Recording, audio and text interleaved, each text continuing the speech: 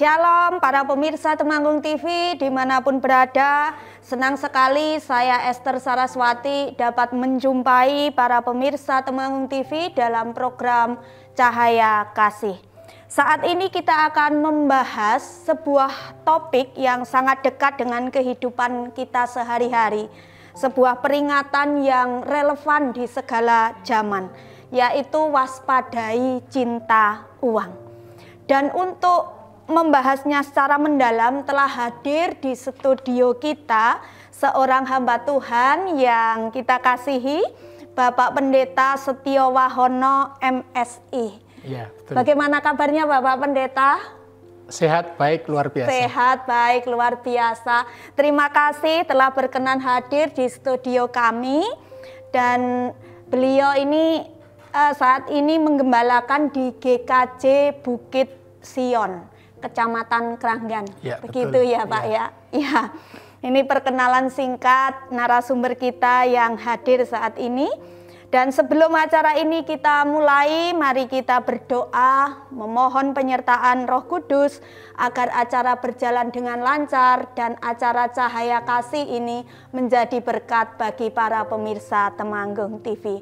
Mohon dengan kasih Bapak Pendeta untuk membuka acara di dalam doa. Ya. Mari pemirsa Temanggung TV, sebelum kita melanjutkan acara kita akan berdoa memohon berkat Tuhan. Mari kita berdoa. Bapa di dalam surga, kami datang ke hadirat-Mu mengucap syukur atas segala berkat kasih kemurahan-Mu yang senantiasa Kau limpahkan di dalam kehidupan kami. Seperti saat ini kami boleh berjumpa dengan pemirsa Temanggung TV ini dalam acara Cahaya Kasih, di dalam sukacita dan damai sejahtera.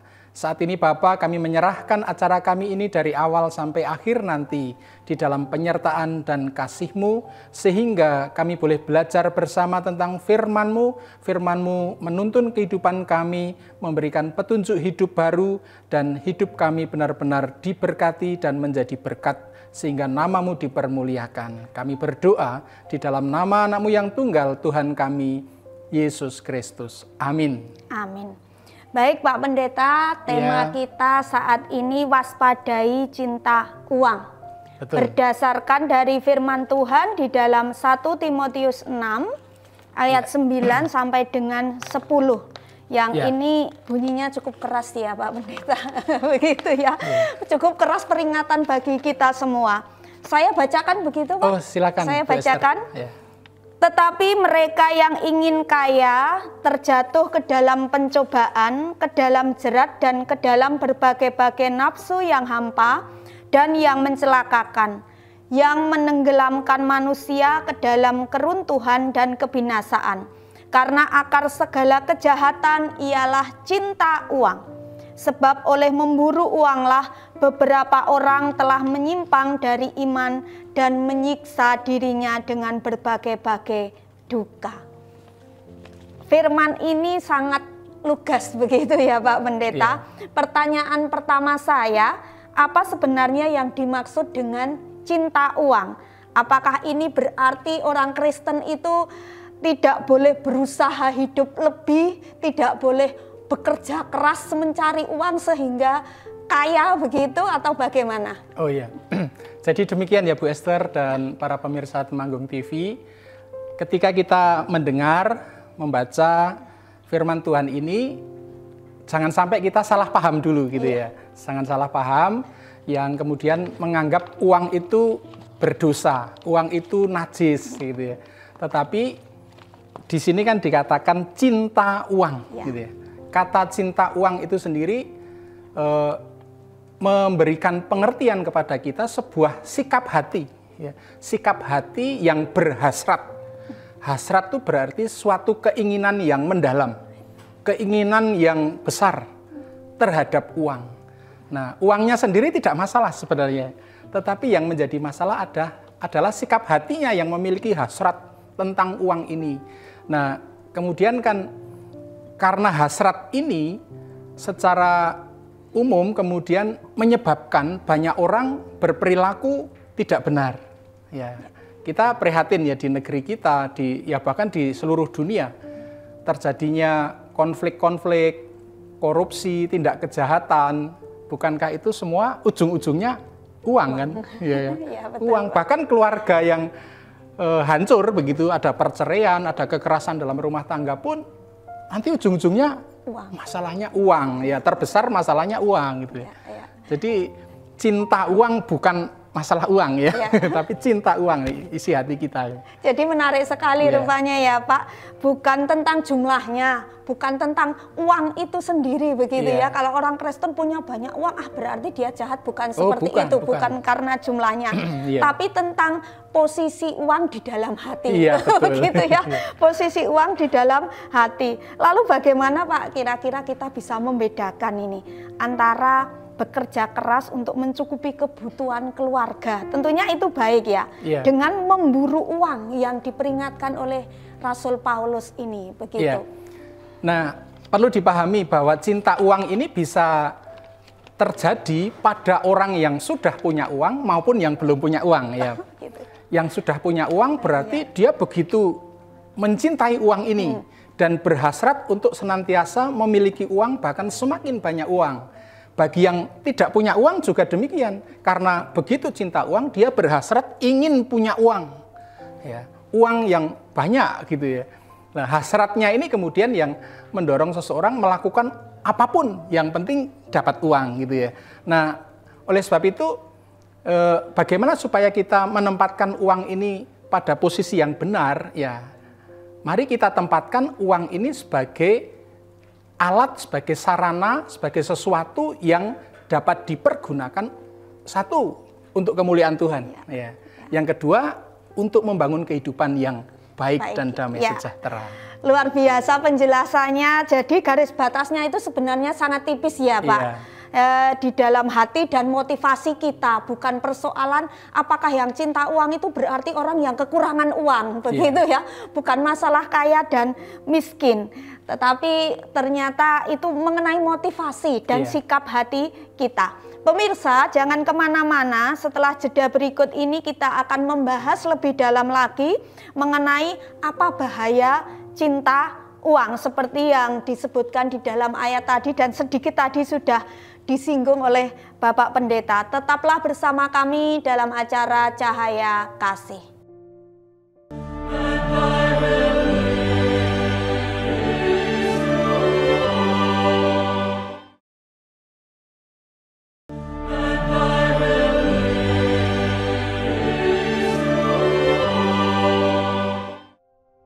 Terima kasih para pemirsa Temanggung TV. Anda masih setia bersama kami di dalam acara Cahaya Kasih. Tadi di sesi yang pertama, Bapak Pendeta sudah menjelaskan bahwa cinta uang adalah soal posisi uang di dalam hati kita, bukan soal jumlahnya, bukan soal uangnya yang jahat, begitu ya Pak Pendeta? Nah Pak Pendeta, kemudian apa bahayanya begitu ya kalau kita jatuh ke dalam jerat atau cinta uang itu, bisa dijelaskan secara konkret? Baik Bu Esther, di dalam kitab Injil gitu ya, kita menemukan salah satu kisah yang tragis dan mengerikan, yaitu Yudas Iskariot.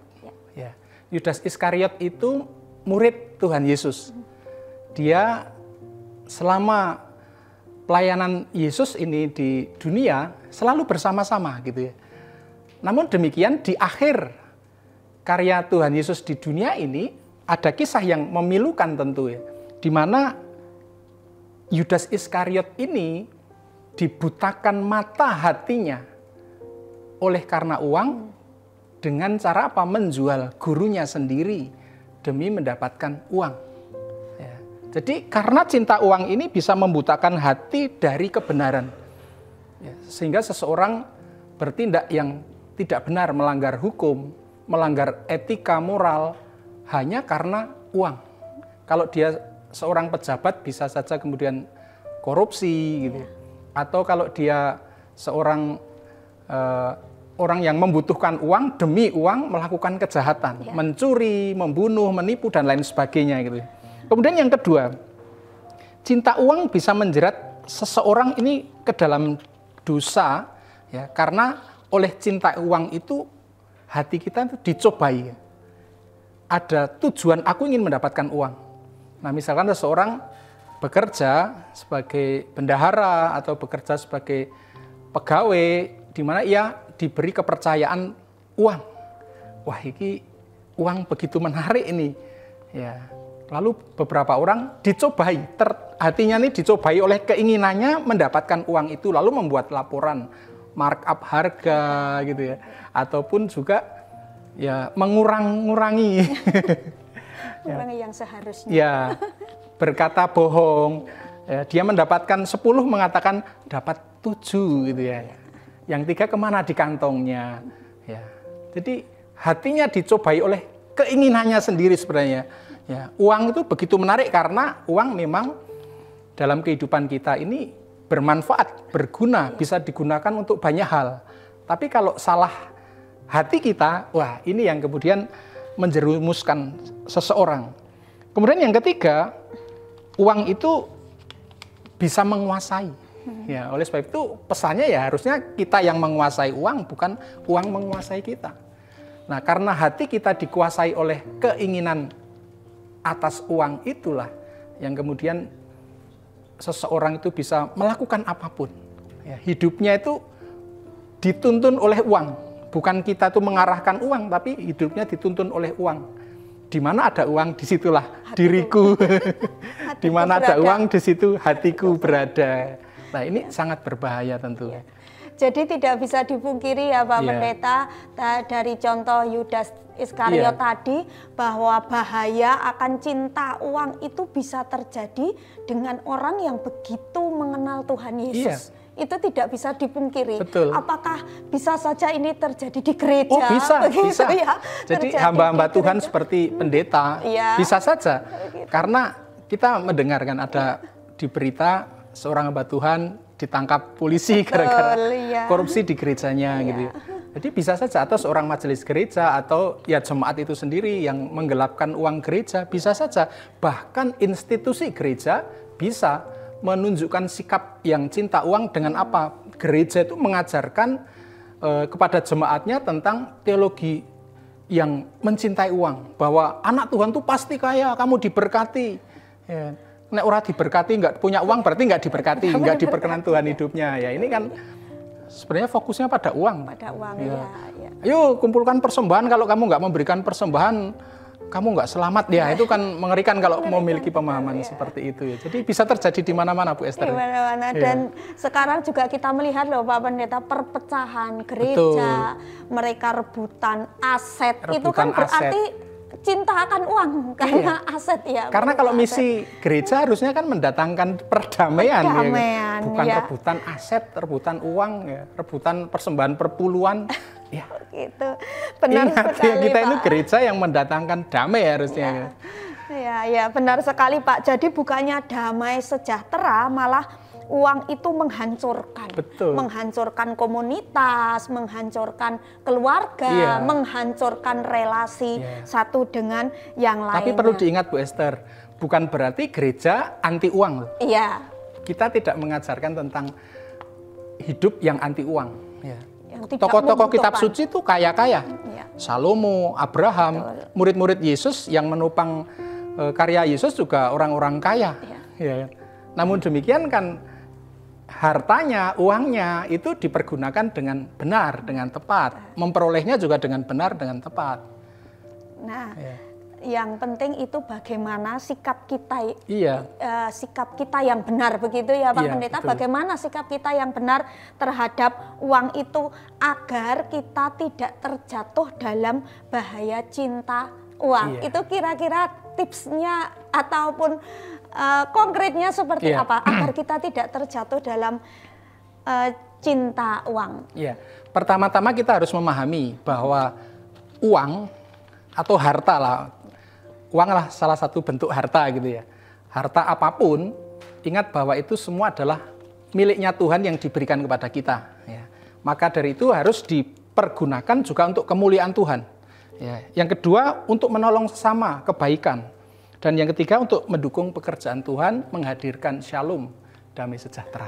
Ya, baik, nanti kita akan membahas lebih lanjut lagi bahwa bagaimana sikap yang benar begitu ya terhadap uang itu. Yang penjelasan ini sungguh sangat membuka mata kita semua dan menjadi refleksi bagi kita semua.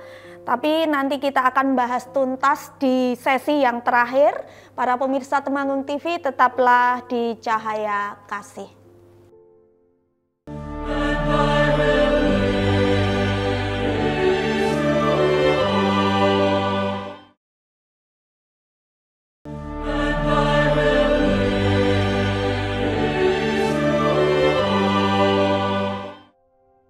Selamat datang kembali di sesi terakhir Cahaya Kasih. Kita sudah memahami apa itu cinta uang dan betapa berbahayanya jerat yang ditimbulkan. Nah, Pak Pendeta, ini pertanyaan yang paling ditunggu-tunggu para pemirsa Temanggung TV. Bagaimana kita menggunakan uang itu dengan benar? Lalu apa kemudian supaya kita dapat menggunakan uang itu dengan benar? Kalau mungkin ada para pemirsa yang sudah terkena penyakit cinta uang begitu ya Pak. Nah itu, bagaimana kita menggunakan uang itu dengan benar? Tentu yang jadi masalah kan tadi bukan uangnya ya, tetapi hatinya. Maka yang perlu dilakukan adalah menata hati. Menata hati berdasarkan firman Tuhan dan juga penyertaan Roh Kudus. Ketika hati kita diterangi oleh firman Tuhan dan tuntunan Roh Kudus, kita akan memiliki pandangan, sikap, dan juga pemahaman yang benar tentang uang. Bahwa uang itu hanyalah salah satu bagian dari kehidupan kita yang dikaruniakan oleh Tuhan sebagai alat tukar menukar, gitu ya, alat tukar dalam kehidupan ekonomi dan seterusnya. Nah, yang kedua, kita memiliki pemahaman bahwa itu semua adalah berkat, gitu ya, berkat dari Tuhan dan milik Tuhan yang dipercayakan. Sesuatu yang dipercayakan kan harus dipertanggungjawabkan. Maka dengan pemahaman itu kita akan mempergunakan uang pasti dengan bertanggung jawab, ya, bukan dengan sembarangan. Kemudian yang ketiga, kita senantiasa bersyukur dengan keberadaan kita. Ada penerimaan diri. Ya, seberapa yang dipercayakan oleh Tuhan, ya, kita bersyukur atas semua itu dan kita terima, kita berdayakan, kita pergunakan dengan sebaik-baiknya sehingga dua hal. Ya, satu, nama Tuhan dipermuliakan, damai sejahtera diwujudkan dalam kehidupan di bumi ini. Jadi tandanya dua itu, nama Tuhan dipermuliakan, kehidupan di bumi ya dibangun di dalam damai sejahtera. Jadi rupanya bagaimana sikap hati kita itu yang pertama-tama menata hati kita, sungguh memahami, sungguh menyadari bahwa uang itu adalah berkat. Begitu ya, yang dipercayakan, berkat yang dipercayakan Tuhan kepada kita yang harus dipertanggungjawabkan. Yang harus dipertanggungjawabkan. Nah, mengenai rasa cukup, sehingga kita ada rasa cukup, bersyukur. Begitu ya. Tetapi saya kira bersyukur itu juga tidak mudah loh Pak Pendeta. Belajar mencukupkan diri dengan apa yang ada, bersyukur itu kelihatannya sederhana. Begitu, kelihatannya sederhana, tapi tentu butuh latihan, begitu, butuh latihan, apalagi untuk anak-anak muda sekarang ya. Saya menyoroti anak-anak muda sekarang dengan bombardir media sosial. Nah, katanya tsunami informasi begitu, itu yang rasanya susah Pak untuk mencukupkan diri begitu ya, untuk mencukupkan diri. Nah, tawaran pay letter itu mudah sekali untuk membeli sesuatu, tidak punya uang itu bisa loh Pak, dengan tawaran pay letter, dengan diskon-diskon yang ada begitu. Nah, bagaimana Bapak melihat seperti ini, terutama untuk anak-anak yang muda begitu, keluarga-keluarga muda begitu? Sebenarnya nggak hanya bagi orang muda loh. Oh begitu. Orang tua juga sama aja. Di desa-desa misalkan tetangganya itu pakai kalung yang besar tuh kalau ada jagung manten gitu ya. Wah, kayak tetangga kok pakai itu besar, aku harus punya juga. Gitu. Bagaimana cara mendapatkannya? Jadi pengendalian diri itu penting sekali. Caranya bagaimana? Tidak lain, kekuatan kita hanyalah dari firman dan Roh Kudus tadi. Ya. kita berdoa kepada Tuhan memohon kekuatan. Ya, kemudian dengan rasa syukur tadi, dengan keberadaan kita, bahwa hidup kita itu bermakna. Ya, bukan sekedar bagi diri kita, tetapi hidup yang bagi Tuhan dan bermakna bagi sesama. Sehingga pikiran kita tidak hanya terpusat pada diri sendiri yang ingin menjadi lebih dari yang lain. Kita harus tidak hanya memandang ke atas, tapi juga memandang ke bawah. Ya. Kalau kita hanya memandang ke atas terus, wah orang punya itu, orang lain punya seperti itu. Loh, dia anaknya itu bisa beli ini, kok aku nggak bisa ya. Orang menjadi muncul perasaan iri hati, perasaan aku ingin lebih dari mereka. Ya. Tapi kalau kemudian kita juga melihat di bawah, gitu, artinya orang-orang yang kemampuan keuangannya mungkin di bawah kita, gitu ya. Kita akan berefleksi, ya, betapa bersyukurnya aku ya, bisa seperti ini. Bukankah aku harusnya menjadi berkat bagi sesama? Karena tidak semua orang bisa menikmati kehidupan seperti diriku. Nah, dengan demikian kita akan dapat mengendalikan diri. Jadi fokusnya tuh nggak hanya pada diri sendiri yang ingin lebih dari yang lain. Dan titik aneh begitu ya Pak, Tandanya, kalau kita tandanya atau titik aneh kalau kita sudah bisa mengendalikan diri, yaitu dua tadi ya Pak. Iya. Yang pertama, uang itu untuk memuliakan Tuhan, yang kedua itu menghadirkan ada shalom, damai sejahtera. Itu titik aneh atau tandanya, berarti kita sudah bisa mengendalikan diri. Sebagai penutup perbincangan kita saat ini, perbincangan yang sangat memberkati, apa kira-kira pesan kunci yang ingin Bapak Pendeta sampaikan kepada pemirsa Temanggung TV di rumah mengenai cara kita memandang, mengelola keuangan sesuai kehendak Tuhan? Silahkan. Ya, para pemirsa Temanggung TV, mari kita memandang uang, kekayaan itu bukan sebagai sesuatu yang dosa atau najis, tetapi mari kita menata hati kita dengan firman dan Roh Kudus supaya dapat menggunakan uang dan juga mengupayakan adanya uang dengan jalan yang benar, dan juga mensyukuri apa yang ada pada diri kita ini ya, kepada Tuhan. Dengan rasa syukur itu kita akan bisa berlaku, bertindak, dan menjalani kehidupan ini dengan sukacita, tidak berfokus hanya kepada uang dan kemuliaan diri. Ya, sebuah kesimpulan yang sangat kuat dan memberkati. Terima kasih banyak Bapak Pendeta Setiawahono atas waktu dan pencerahannya saat ini. Pemirsa terkasih, biarlah perbincangan saat ini menolong kita untuk memeriksa hati kita masing-masing. Bukan uangnya, tetapi cinta akan uanglah yang menjadi akar segala kejahatan. Mari kita belajar, mari kita melatih diri, mencukupkan diri, dan menjadi saluran berkat Tuhan. Saya Esther Saraswati beserta seluruh kerabat kerja yang bertugas pamit undur diri. Sampai jumpa di episode Cahaya Kasih selanjutnya. Tuhan Yesus memberkati.